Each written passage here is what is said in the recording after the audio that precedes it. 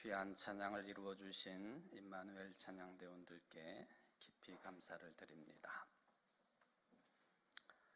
살다 보면 어려운 일들이 참 많은데요. 유머 가운데 또 유머이기도 하지만 또 한번 생각해 볼 수 있는 이런 내용이 있습니다. 세상에서 어려운 일 두 가지가 있다고 합니다. 그 중에 첫 번째가 뭐냐 하면 내 생각을 남의 머리에 집어넣는 일이다. 그리고 두 번째 어려운 일은 뭐냐 하면은 남의 돈을 내 주머니에 집어넣는 일이다. 내 생각을 다른 사람 머리에 집어넣는 일을 주로 하는 분들을 선생님이라 부르고, 또 남의 돈을 내 주머니에 넣는 일을 주로 하는 분들을 회사를 운영하는 사장님이라 그렇게 부른다고 합니다. 이 표현들이 다 맞는 것은 아닙니다만은, 그런데 이 어려운 일 두 가지를 한 방에 다 하는 사람이 있다고 그럽니다. 그를 뭐라고 부르느냐 하면은 마누라. 마누라가 이 두 가지 어려운 일을 한 방에 다 이룬다고 그럽니다. 그러면 선생님께 대드는 것은 배우기를 싫어하는 것이고, 사장님께 대드는 것은 돈 벌기 싫은 사람이고, 마누라에게 대드는 사람은 뭘까요? 살기 싫은 사람이에요. 이게 마누라에게 대들었다가는 죽을 수도 있다, 뭐 그런 개념이지요. 뭐 우스갯소리이기도 합니다만은, 이 말을 들어보면은 어찌 보면 이제 사실인 것 같기도 해요. 근데 마누라에게 대들었다가는 죽음이다 하는 이 말을 들을 때에 한 집안에서 아내가 또 엄마가 또 집사람이 신적인 존재일 수도 있다, 전능한 존재일 수도 있다, 뭐 이런 생각도 해볼 수가 있겠죠. 사실은 아닙니다만은 이런 말이 나올 수 있는 상황은 된다, 그렇게 보여집니다.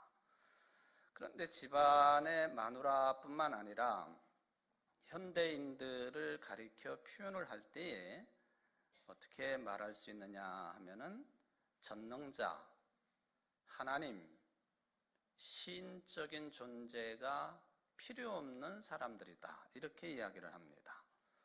왜냐하면 스스로 전능자처럼 모든 것을 해결하며 살 수 있다고 판단한다면 하나님이 필요 없는 존재가 되겠습니다. 이러한 사람들이 모여 살고 있는 오늘날의 세계를 뭐라고 부르는 용어가 있느냐 하면은 성인된 세계라, 그렇게도 부릅니다. 좀 뒤에 이 부분에 대한 설명을 하겠습니다만은, 성인된 세계, 스스로 자족하고 스스로 모든 일들을 해결할 수 있다고, 즉 성숙한 인간들이 모여있는 세계, 성인된 세계라. 바로 여러분들이 그런 세계 속에 그리스도인으로 살고 있습니다.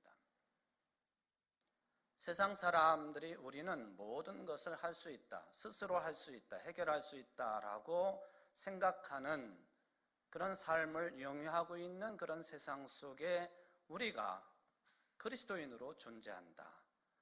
이게 무슨 의미입니까? 그만큼 그리스도인으로 산다고 하는 것이 쉽지 않다는 말이 되겠습니다.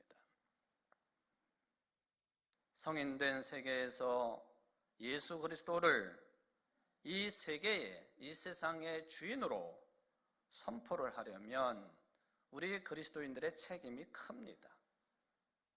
쉽지 않은 일입니다. 진실로 빛과 소금으로 실천하며 살지 않는 한 어려운 일이다 하는 것이죠.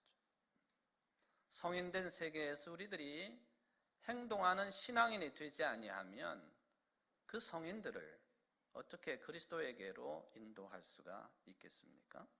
실천하며 행동하며 사는 그리스도인이 되어야 된다. 오늘 설교 말씀의 큰 흐름이 되겠습니다.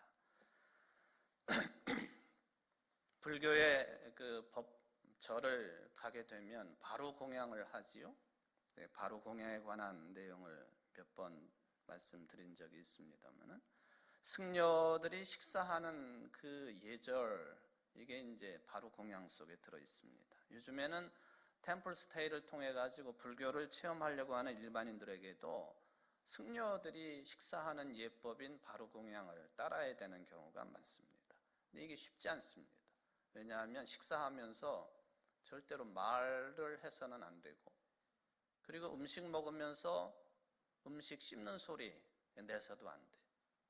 아주 조용한 침묵 가운데 어떻게 보면 벌벌 떨면서 식사를 해야 되는, 그게 이제 바로 공양입니다. 근데 식사를 하기 전에 오간계라고 하는 이 개송을 말하게 되어 있는데, 그 내용이 어떻게 되어 있느냐 하면은, 온갖 정성 두루싸인 이 공양을 부족한 덕행으로 감히 받누나 탐심을 여의어서 허물을 막고 육신을 지탱하는 약을 삼으며 도업을 이루고자 이제 먹노라. 이걸 개송을 부르고 밥을 먹거든요.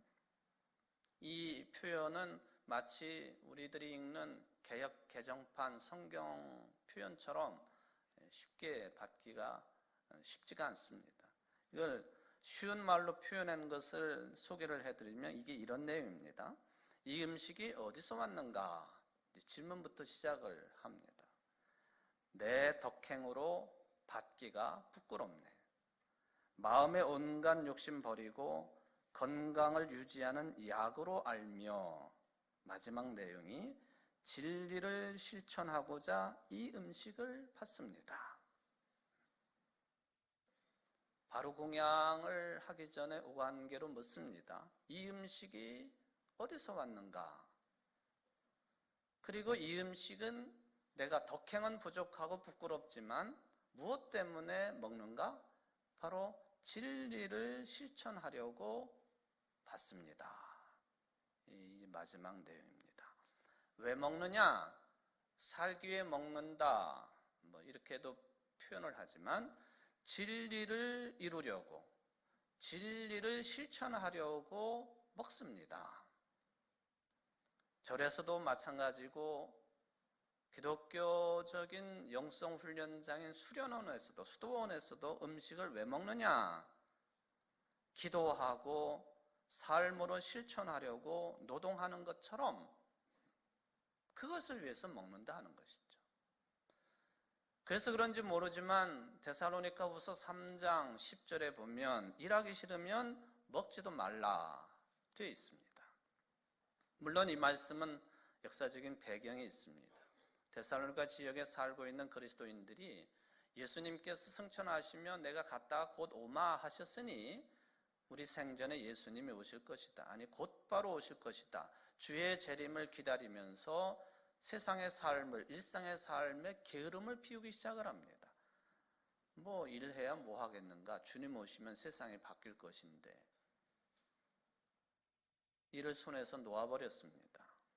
일상생활이 이루어지지 않습니다. 사도가 이렇게 게으름을 피우고 있는 성도들에게 경고하여 주시는 말씀이 바로 일하기 싫으면 먹지도 말라 하는 말씀이지요. 3장 10절 이하에 보면 이렇게 되어 있습니다. 새 번역입니다. 우리가 여러분과 함께 있을 때에 일하기를 싫어하는 사람은 먹지도 말라 하고 거듭 명하였습니다. 그런데 우리가 들으니 여러분 가운데는 무절제하게 살면서 일은 하지 않고 일을 만들기만 하는 사람이 들어있다고 합니다. 이런 사람들에게 우리는 주 예수 그리스도 안에서 명하며 또 권면합니다. 조용히 일해서 자기가 먹을 것을 자기가 벌어서 먹으십시오. 일도 안 하면 먹는 사람들, 또 반면에 공동체 생활을 하면서 일만 저지르는 사람들, 이런 사람들에게 경고하는 말씀입니다. 조용히 일해서 자기가 먹을 것을 자기가 벌어서 먹으십시오. 일상의 삶 자체가 하나님이 은총으로 주신 삶이니 그 삶을 거부하지 말라 하는 뜻으로도 받겠습니다. 우리나라에 유명한 가나안 농군학교가 있는데 이 농군학교 정원 돌비석에 보면은 바로 이 내용이 이제 새겨져 있습니다. 일하기 싫으면 먹지도 말라. 구약 성경의 호세아서 10장 11절 이하에 보면은 한때 에브라임은 길이 잘든 암소와 같아서 곡식을 밟아서 잘도 떨었다. 그러나 이제 나는 그 아름다운 목에 몽에를 씌워 에브라임은 수레를 끌게 하고 유다는 밭을 갈게 하고 야곱은 썰매질을 하게 하겠다. 내가 일렀다. 정의를 뿌리고 사랑의 열매를 거두어라. 지금은 너희가 주를 찾을 때이다. 묵은 땅을 갈아엎어라. 나 주가 너희에게 가서 정의를 비처럼 내려주겠다. 그러니 너희는 밭을 갈아서 죄악의 씨를 뿌리고 반역을 거두어서 거짓의 열매를 먹었으니 이는 네가 병거와 많은 수의 군인을 믿고 마음을 놓은 탓이다. 죄악의 씨를 뿌리고 반역을 거두어서 거짓의 열매를 먹지 말아라. 오히려 하나님의 자녀들은 정의를 뿌리고 사랑의 열매를 거두어 드려야 된다. 개역 성경에 보면은 공의를 심고 인애를 거두라 그렇게 되어 있습니다. 오늘 저는 설교의 제목을 속이는 사람, 행하는 사람 그렇게 정해 보았습니다. 속이는 사람이 있고 또 행하여 열매를 거두는 사람도 있다 그런 뜻이죠.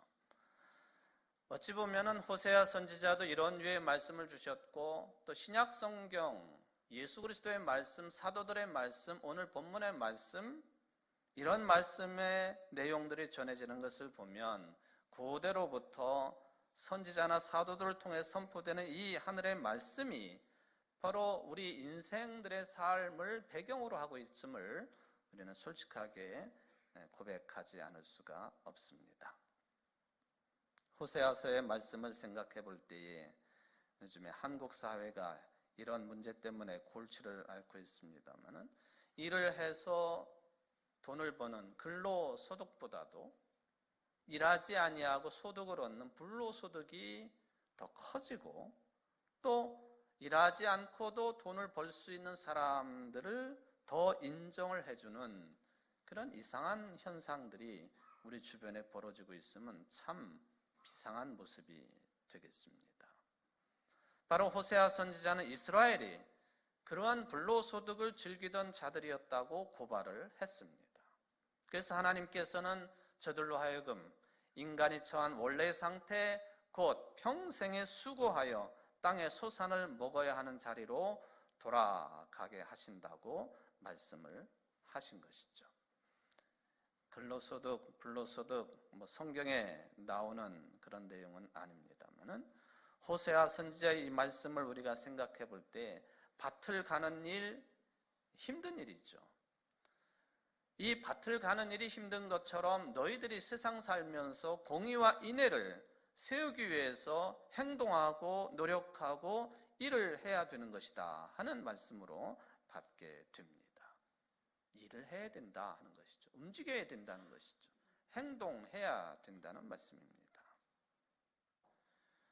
요즘에 우리나라 청년들 직장을 잡지 못하는 그런 젊은이들 가운데에 새롭게 회자되는 그런 표현 중에 하나가 조물주 위에 건물주다 그런 말이 있습니다.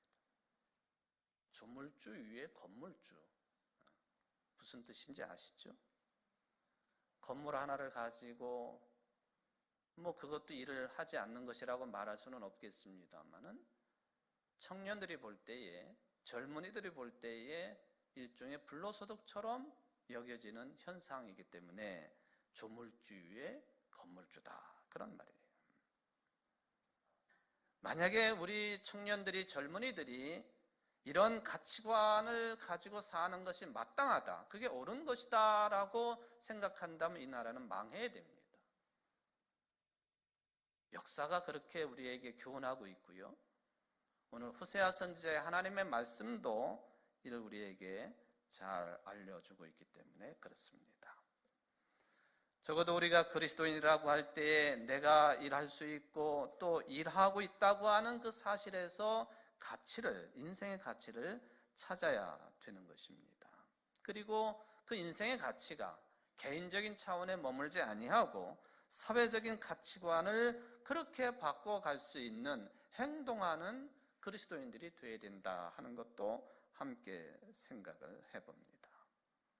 일하는 사람이 인정받는 사회, 타자를 약탈하는 자들이 멸시를 당하고 그 대가를 치르는 사회,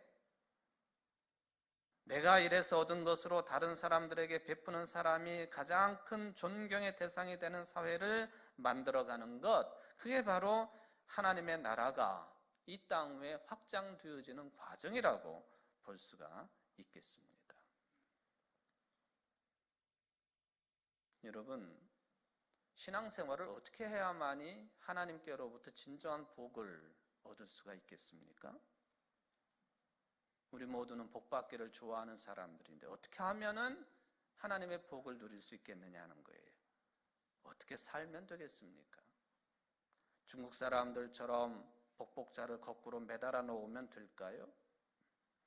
여러분들이 생각하고 받기를 원하는 구체적인 복은 어떤 내용이고 어떻게 살면 그런 복을 누릴 수 있겠습니까? 성경은 분명하게 언급을 했습니다. 하나님의 말씀을 그대로 따르며 사는 자들에게 복이 주어진다고. 그렇다면 우리는 하나님의 생명의 말씀을 충실하게 따르며 살고 있는 사람들인가?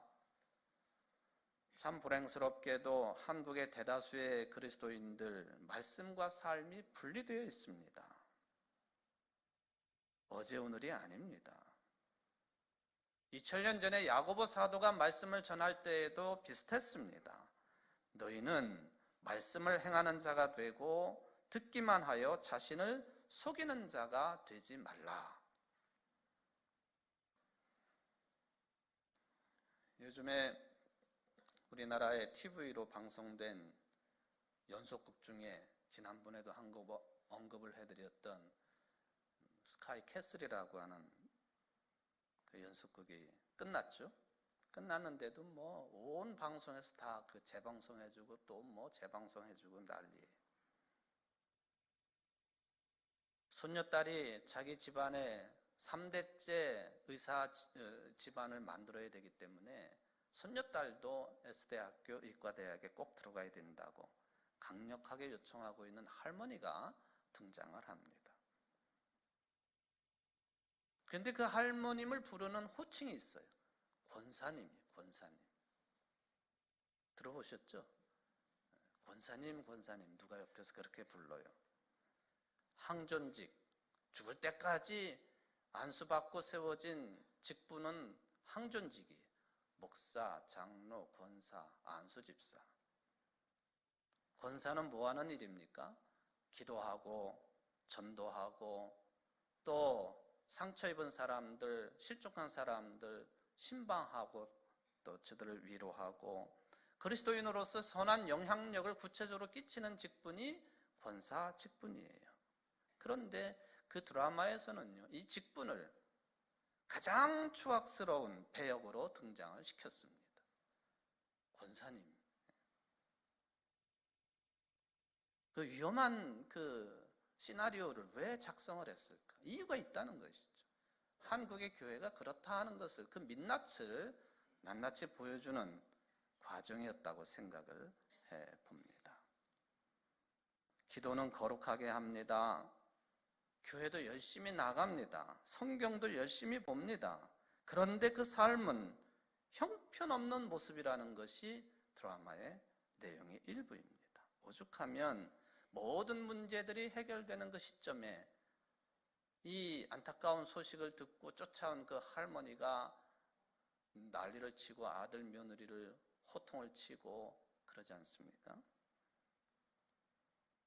의과대학을 들어가야 된다고 여전히 고집하고 있는 닥달하는 할머니에게 둘째 손녀가 시크하게 이렇게 말을 툭 던졌어요. 그렇게 좋으면 할머니가 의과대학 가세요. 권사님, 그렇게 좋으면 권사님이나 의과대학 들어가세요. 그런 얘기예요. 우리 기성세대들이 자라나는 젊은이들에게 정말 신앙의 모범이 되고 있느냐? 힘들기는 사실입니다만은 믿음과 삶의 일치된 모습으로 비춰지고 있느냐? 그렇지 못하니까 어린 시절에 그렇게 교회를 잘 나오고 예배 잘 드리고 신앙생활 훈련을 잘 받던 아이들이 머리가 커지고 사춘기를 지나면서 부모와 함께 같은 교회를 나오지 않습니다. 아예 교회 출석을 하지 않습니다. 정신 차려야 되는 것이죠. 언제까지나 우리들이 아이들 앞에서 신앙인이면서 목사이면서 장로이면서 권사이면서 집사이면서 청주제일교회 교인이면서 아이들 앞에서 항상 돈 타령만 한다면, 세상에서 잘 되는 일에만 떠들어댄다면, 칭찬을 하지 못할 망정 남 험담하는 말만 계속한다면, 상소리한다면, 미움의 아이콘이 된다면 무슨 신앙에 선한 영향력이 있겠습니까?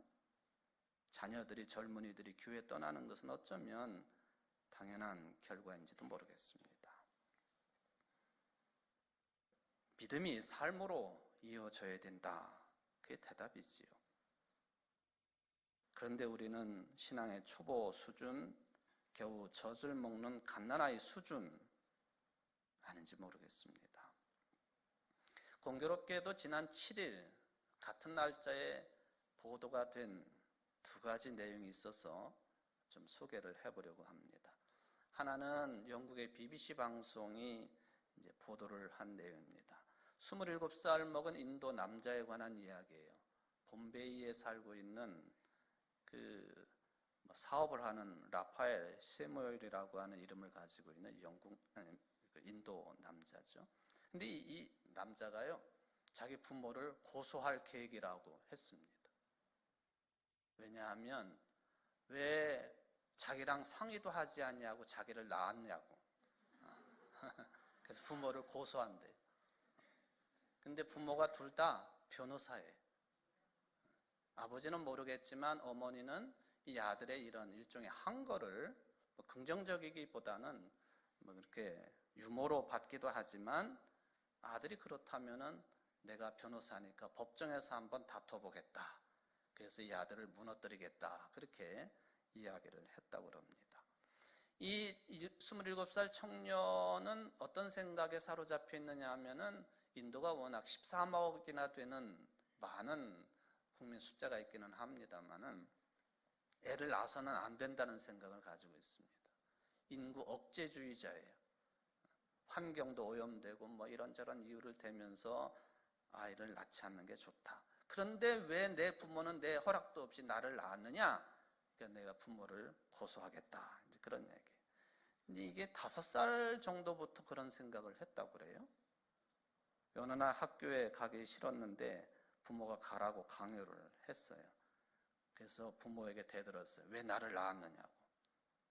그렇게 물어봤지만 아버지가 아무 대답을 하지 못했다고 합니다. 그때 아버지가 어떤 대답이라도 할 수 있었으면은 그런 생각을 갖지 않았을지도 모른다고 인터뷰를 합니다.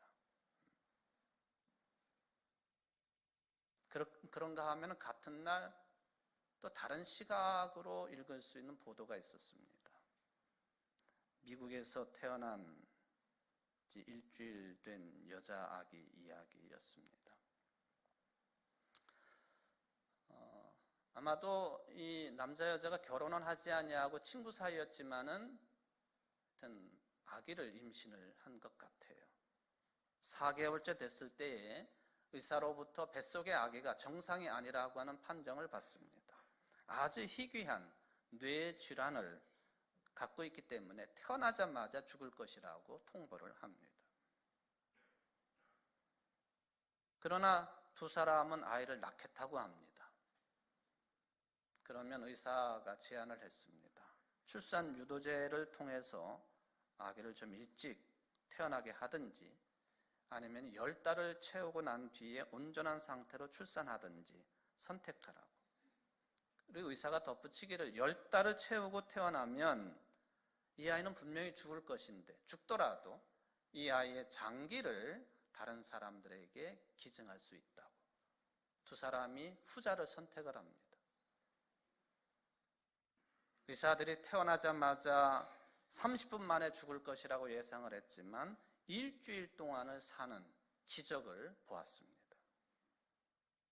작년 12월 24일 태어나가지고 작년 11월 31일 숨을 거두었습니다. 엄마가 심장 판막을 2명 아이들에게 기증하기로 했습니다. 폐는 해당 질환을 위한 연구를 위해서 전달이 됐습니다. 엄마가 말을 합니다. 내가 딸을 집으로 데려갈 수 없어도 다른 엄마들은 이 딸 때문에 아이들을 집으로 데려갈 수 있을 것입니다. 로벳 덕분에 훨씬 더 오래 사는 2 아이가 있을 것입니다. 27살 인도 남자는 듣기 거북한 소리를 하기 때문에 어이가 없는 경우라고 한다면 2명에게 생명을 주고 떠난 이 아기 이야기는 행동하는 신앙인인지는 모르지만은 삶으로 행동으로 실천한 경우이기 때문에 참 가슴 뭉클하게 들려집니다. 말만 하고 듣기만 하고 행동하지 않으면 감동도 없을 뿐만 아니라 오늘 성서에서 말씀하시기는 그것은 곧 나 자신을 속이는 일이요, 나 자신을 속이는 일은 내 속에 하나님이 계시니 하나님도 속이는 일이라. 여러분이 잘 알고 계시는 독일 목사님 디트리 보네퍼 목사님이 있죠. 대부분의 사람들이 이 목사님을 별칭을 붙여줄 때 행동하는 신앙인이라고, 20세기의 그리스도의 증거자라고 이야기를 합니다. 그 근거는 2차 세계대전 히틀러 정권과 관련이 있습니다.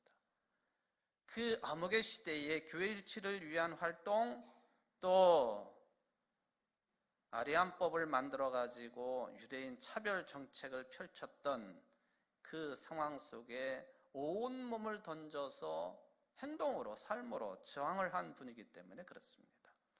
바로 보네퍼 목사님이 순교당한 지 올해가 74주년이 되는 해이기도 합니다. 자기 자신을 위한 삶이 아니라 오로지 타인을 위해서 자신을 위했던 부유한 삶, 기득권 미련 없이 버리고 마지막 남은 목숨까지도 고스란히 기도 가운데 내놓았던 기도의 사람, 행동의 사람, 그렇기 때문에 행동하는 신앙인이라고 하는 칭호가 부끄럽지 않은 사람입니다.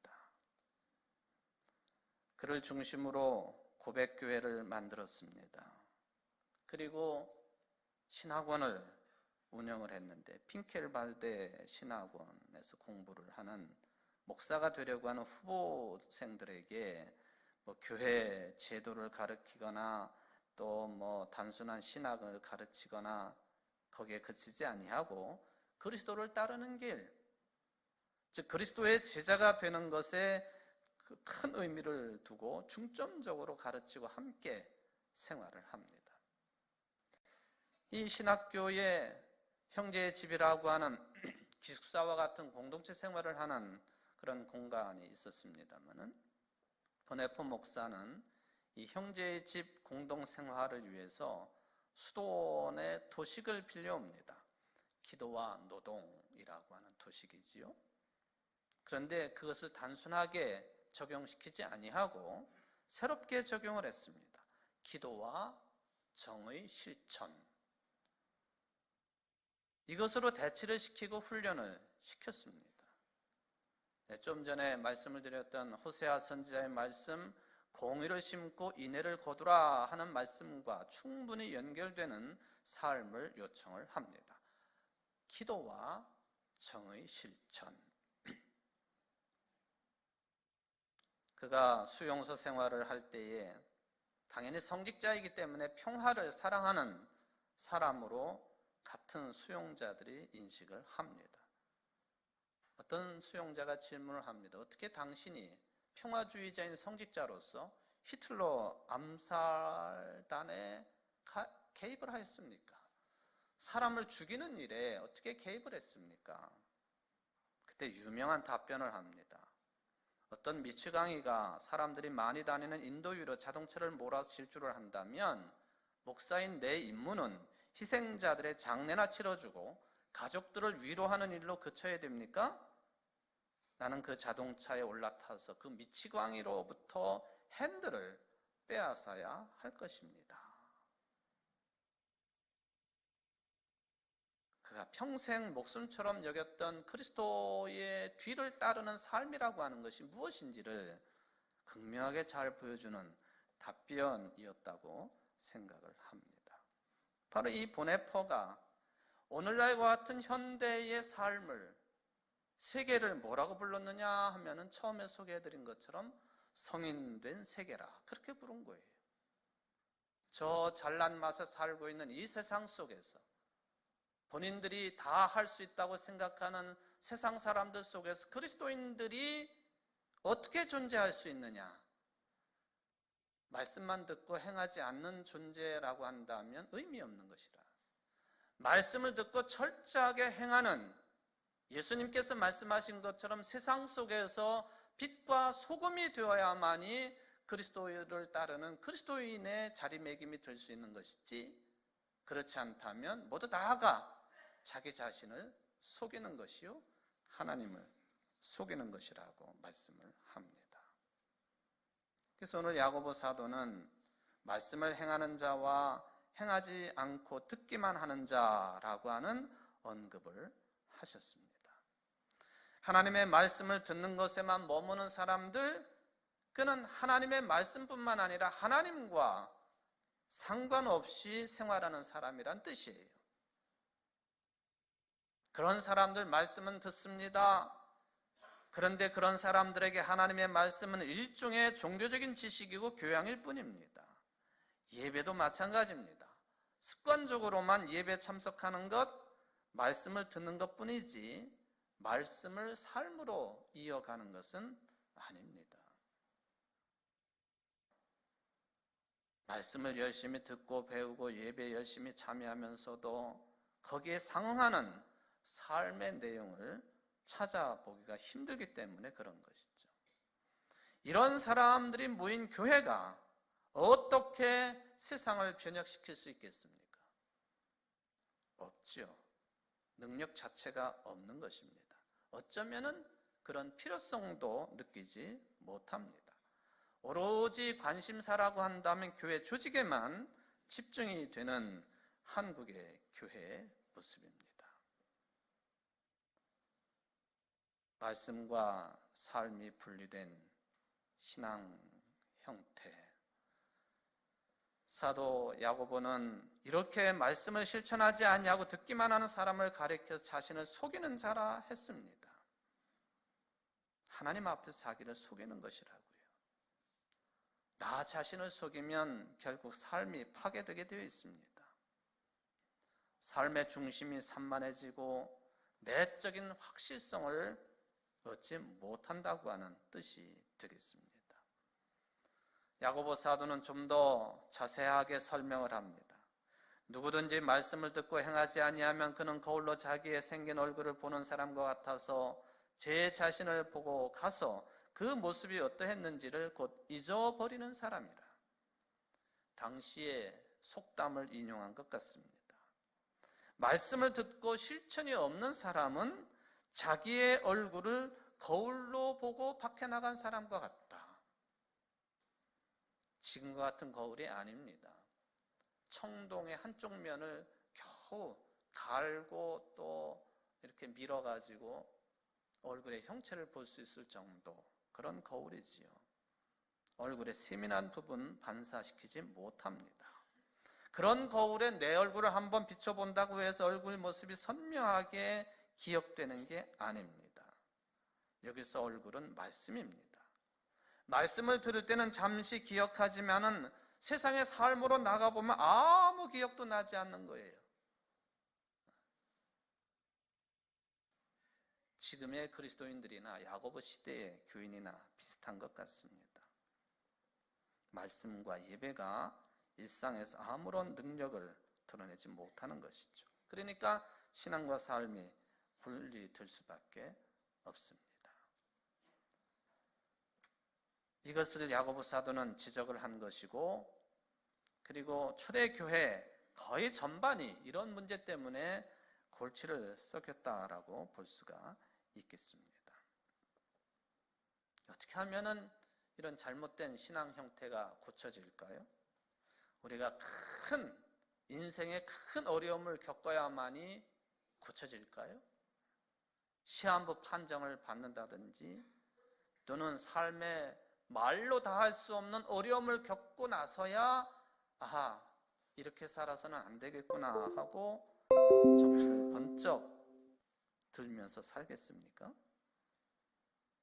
그런 점에서 보면 예수님이 말씀하신 마태복음 5장 1절 이하에 나오는 팔복의 말씀이 이해가 됩니다. 거기 보면 어떤 사람이 복 있는 사람들이냐?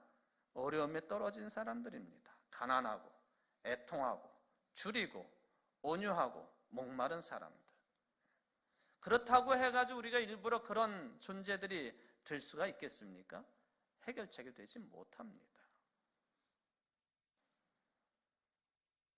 뚜렷한 해결책이 있습니까? 하고 저에게 물어본다면 저는 이 점을 말씀드리겠습니다. 우리 기독교 신앙의 중심으로 들어가는 길밖에 없다고요. 우리 기독교 신앙의 중심이 무엇입니까? 죽음을 이기시고 부활하신 그 예수님을 그리스도로 믿는 믿음이 우리 신앙의 중심이에요. 부활 생명을 약속으로 받았다고 하는 이 진리, 이것을 우리들의 삶 속에서 궁극적으로 받아들이고 체험하는 사람들이라고 한다면 어떻게 말씀과 삶이 분리될 수 있겠느냐 하는 거예요. 건성건성 어떻게 살 수 있느냐 하는 것이죠. 물론 기독교 신앙의 핵심인 이 부활신앙으로 금방 들어간다고 하는 것 쉽지는 않겠죠. 그러나 방향만은 분명하게 가지고 있어야 됩니다.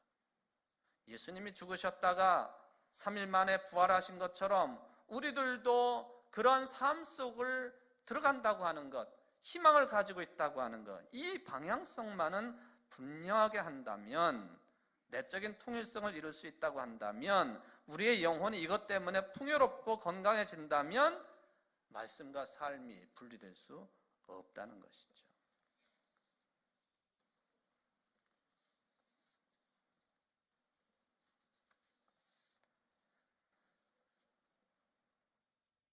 예수님께서 이런 부분에 대해서 이미 복음의 말씀으로 여러 차례 말씀하십니다. 마태복음 5장 19절. 그러므로 누구든지 이 계명 중에 지극히 작은 것 하나라도 버리고 또 그같이 사람을 가르치는 자는 천국에서 지극히 작다 일컬음을 받을 것이요 누구든지 이를 행하여 가르치는 자는 천국에서 크다 일컬음을 받으리라. 마태복음 7장 21절. 나더러 주여 주여 하는 자마다 천국에 들어갈 것이 아니요 다만 하늘에 계신 내 아버지의 뜻대로 행하는 자라야 들어가리라. 마태복음 7장 26, 27절. 나 이 말을 듣고 행하지 아니하는 자는 그 집을 모래 위에 지은 어리석은 사람 같으리니 비가 내리고 창수가 나고 바람이 불어 그 집에 부딪힘에 그 무너짐이 심하니라. 예수님의 말씀입니다. 물론 우리가 아무리 하나님의 말씀을 듣고 실천하려고 해도 완전할 수는 없겠습니다. 현실적으로 내 재산을 다 팔아가지고 가난한 사람들에게 나눠줄 수 있겠습니까? 어느 누구도 하나님 앞에서 부끄러움이 없을 정도로 완벽한 행동, 삶은 있을 수가 없겠죠. 예수님도 그런 수준을 요구하신 것은 아니라고 보여집니다. 내가 처한 삶의 자리에서 그리스도인으로서 최선을 다하는 것으로 충분합니다.